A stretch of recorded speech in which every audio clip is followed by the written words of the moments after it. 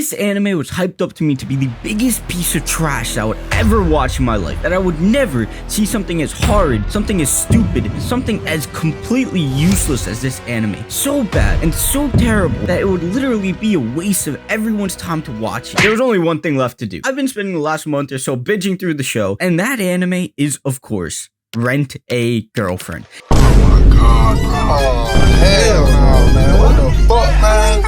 Get your ass on. Is Rent a Girlfriend that bad? Is it that terrible? Is it as horrid as everyone says it is? Let's find out. The concept of these types of shows is pretty interesting. A lot of these types of romance are aimed at kids that are pretty lonely and don't really do anything, and they're just trying to feed into whatever gets lonely guys down and just feed into them and really take over that personality of that character through the main character. And a lot of these characters are modeled after your typical kid that just sits on Discord all day, plays video games, watches anime, and doesn't have any female interaction. That is what it's like watching Kazuya, the main character. He's a guy that hasn't done anything. They force this emulation of trying to make you relate to him on an extreme level, and they just take it to such crazy lengths. And honestly, there's a lot of issues here with Rent a Girlfriend going along the whole Discord guy thing. They have the most awkward mix of humor and trying to be relatable. He's in his head and he sees a girl. He's just thinking the most vile and decrepit things that your mind can even grab hold of. And I get it. I get that that's what they're going for, but sometimes it's really annoying. And of course, like the fan service, it's pretty annoying. There's nothing too crazy. Like obviously there's gonna be really hard scenes to watch that are really, really weird.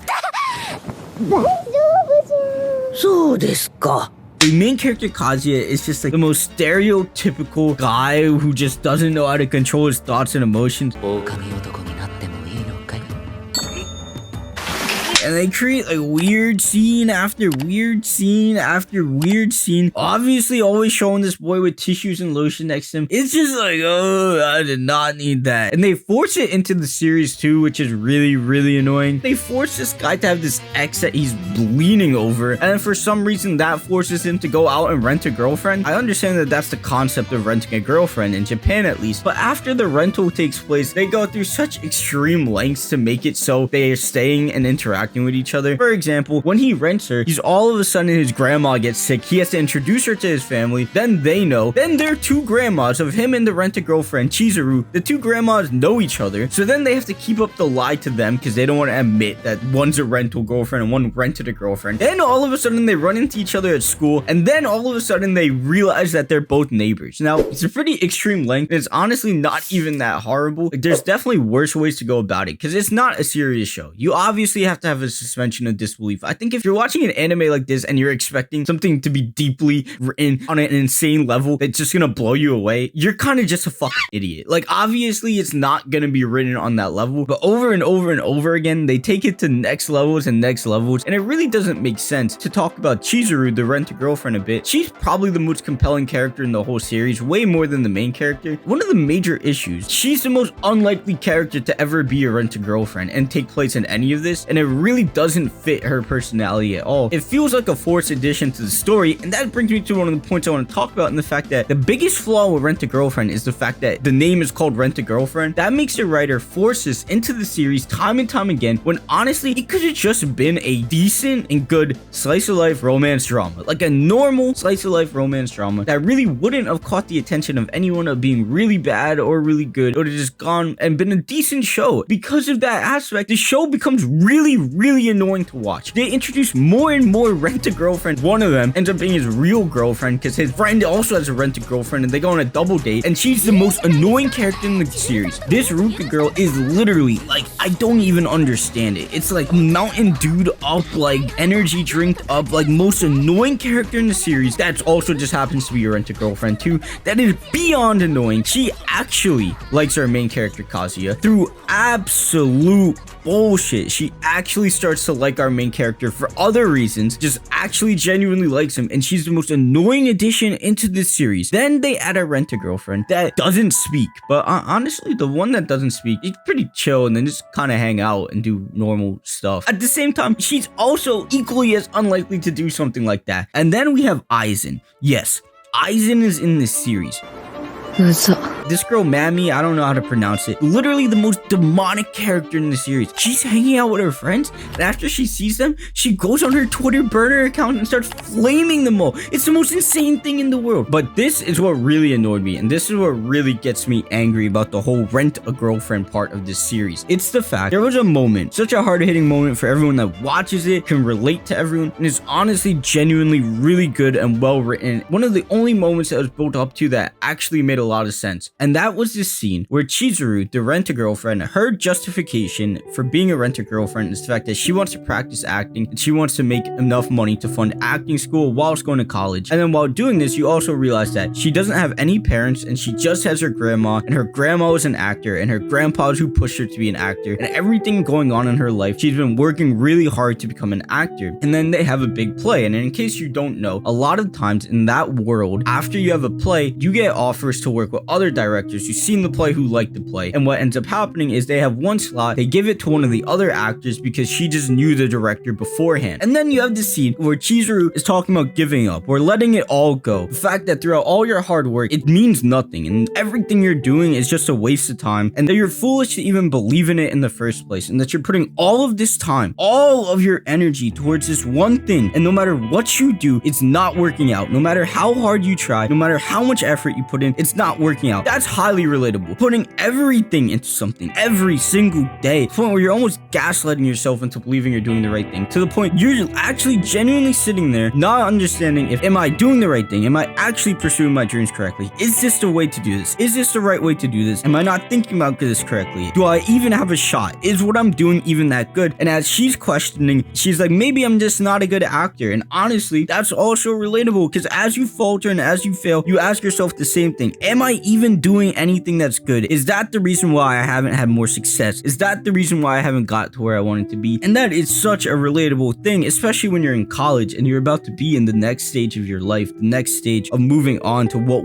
would be the 9 to 5 rest of your life. You're sitting there pursuing your dreams for one last go. You don't understand if what you're doing is worth it, because you're putting all of this time and energy into something and it's just not working out. It's highly relatable to pretty much everyone watching. I of course related to it, and it was honestly a good moment that hit pretty hard and was pretty good. And then they ruin it. They ruin like the last 30 seconds of it. They're just throw it away for like a rent-a-girlfriend joke. Now honestly, I do say ruin, but they use this method so consistently where as they're having a good moment, whether it's Kazuya and Chizuru or whoever, at the very end, the break-off point, it's usually just thrown away with like a cheesy joke. So getting into season 3 is actually really decent. Like I actually like it for the most part, and none of the real problems I have with season 1 carry over to season 3 that much, because the Ruka girl is in it a lot less, the Mami girl literally isn't in it, and then they add some decent supporting characters as their neighbors. And in the premise of it, Chizuru's grandma's about to die, and her dream is to of course watch Chizuru on the big stage. So what does Kazuya do? He's trying to fund so he can get her to act in a short film, and that's basically the whole premise. They gather money for it, they film it, they of course produce it, and then they show it to her. And honestly, it's really cool watching them go through that journey of creating a film and doing everything there, because they grow closer as they're doing it too, on both sides, both Kazuya and Chizuru. And like I was saying earlier, it really doesn't make sense that they're not together yet. Season 3, there's not really a lot of complaints there. It's actually a decent slice of life. The other rent-a-girlfriend components of it are completely turned down. Aizen isn't in it. The annoying Mountain Dew girl isn't in it. And honestly, it's good vibes. Season 3 was really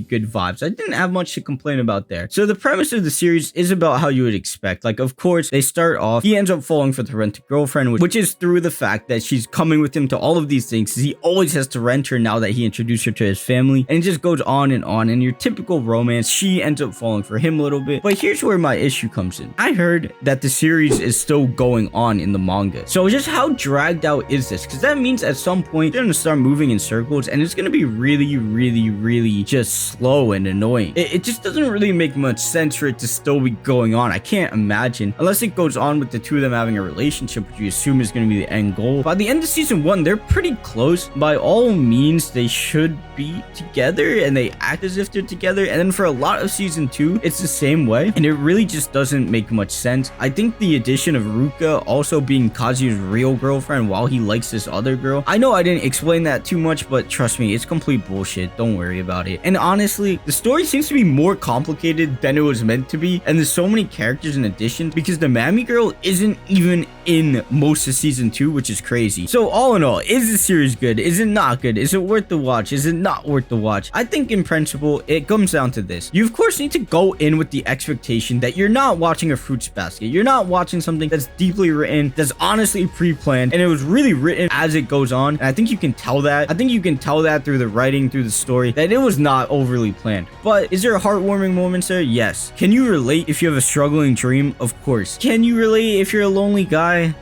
Honestly, man, probably. Like, I'm not even gonna lie, probably. But there's also good moments here and a good story with a good main character that's really trying his best to be something. And I think that's what's important. Besides all the nonsense and throughout all the nonsense, what really makes Kazuya relatable is the fact that he's just trying to help somebody and be somebody and do something. And I think when he's filming the movie is when you can really catch on to that, because he's saying this is the most important thing, the greatest thing I've done in my entire life is help you make this movie. So allow me to do that. Allow me to help you make this movie. I think a lot of people out there can relate to that, because there's a lot of people, to be honest, who don't have anything going on. You go wake up, go to school, come home, that's it. Or wake up, go to work, come home, that's it. Those themes are what Rent a Girlfriend actually portrays well, of being somebody, of being your own person. And instead, it's of course it's forced under this umbrella of Rent a Girlfriend. Everywhere we go, we gotta fucking include this everywhere. But you will latch on to someone trying his best, trying to be somebody, trying to do the best he can for everyone around him, for his family, and for himself, to just try and break through and be somebody unique, be somebody that has influence, and be somebody that can help others. And I think you can latch on to a lot of the themes there. So it's fun, you'll laugh, and you'll have that little hubby vibe of what you get when you watch a slice of life, where you relate to it and you like it. There's moments here, especially in season 3, that will hit you really hard in the chest, that are pretty sad. So I definitely think you should give it a shot. And if you want to see what else you should watch, check out this video on the top 10 anime out right now. And if you enjoyed this video, drop a like, subscribe, and don't forget, we're just getting started, we're gonna stay consistent, and I'll see you in the next video.